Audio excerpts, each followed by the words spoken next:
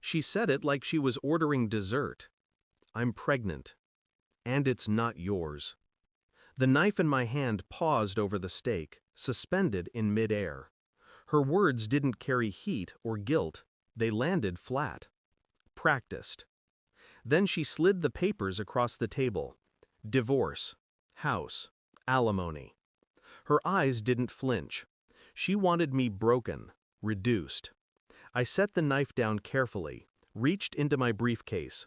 The folder was heavier than it looked. Thick, deliberate, months of ink and secrets pressed into its spine. I placed it in front of her.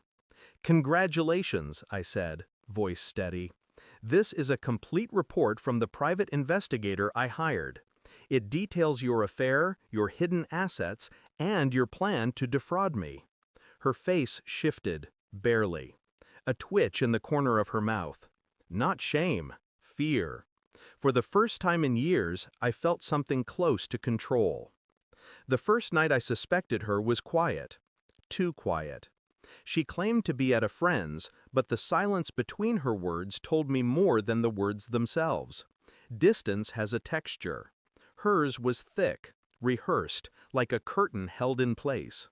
When she came home, she smelled of wine she never drank, and laughter that didn't belong to me. I pretended not to notice. Pretending gave me time.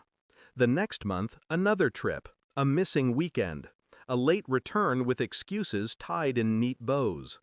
I told myself I was paranoid, that maybe marriage rots from within, that maybe distance grows naturally like mold.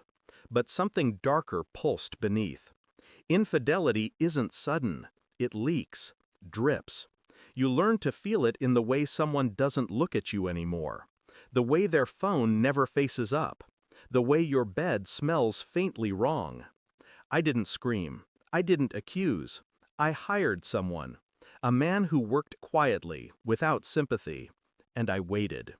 The reports came in slowly, flight records, hotel receipts, photos blurred by distance but sharp enough to wound, her hand in another man's, her lips on his, her laughter, unguarded, unrecognizable, captured through a lens.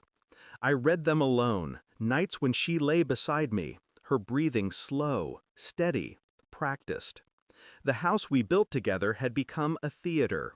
She was the actress, and I the audience forced to clap.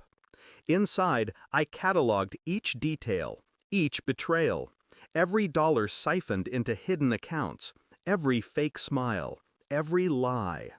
On the outside, I kissed her cheek, told her good night. The game was patience, rage was too loud, control was quieter, and control wins. The final report was a masterpiece of destruction. Bank accounts, offshore holdings, property in her name I'd never seen, a blueprint of her escape, and a baby, not mine. The ultimate insult written in her body. She thought she was the predator, that I was too blind, too loyal to notice the cage closing around me. But I'd been watching, counting, documenting. So when she slid those papers across the table tonight, I felt no panic, no despair, only stillness. I gave her the folder. She opened it with shaking hands, flipping pages faster and faster, her eyes wide, throat tight. Her mouth parted, searching for denial, for oxygen. But truth is suffocating when you've run out of lies. I didn't raise my voice. I didn't need to. She looked at me then, really looked, as though she'd never seen me before. "You? How long?" she whispered. "Long enough." The silence that followed wasn't empty. It was full. Full of everything she had built collapsing around her. I leaned forward slightly, calm, calculated. You wanted the house, the money, the sympathy of the courts. But what you'll get is exposure, fraud, perjury, and nothing. Her face cracked, splintered. The woman who once owned every inch of me sat powerless in her own skin. I didn't smile, I didn't gloat. I simply stood, gathered my briefcase, and left her sitting in the ruins of her plan. I drove aimlessly for an hour. The night was clean, empty. My chest, too. There were no tears, no mourning. What she destroyed wasn't love, it was the illusion of it.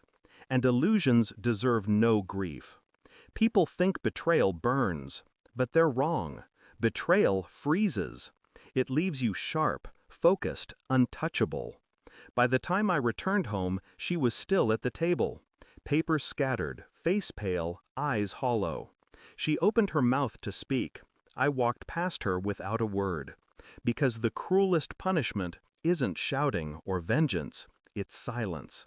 And silence, I knew, would follow her forever. Thanks for watching. Don't forget to like, share, and comment. Subscribe now to Cheating Stories Insight World for more amazing stories.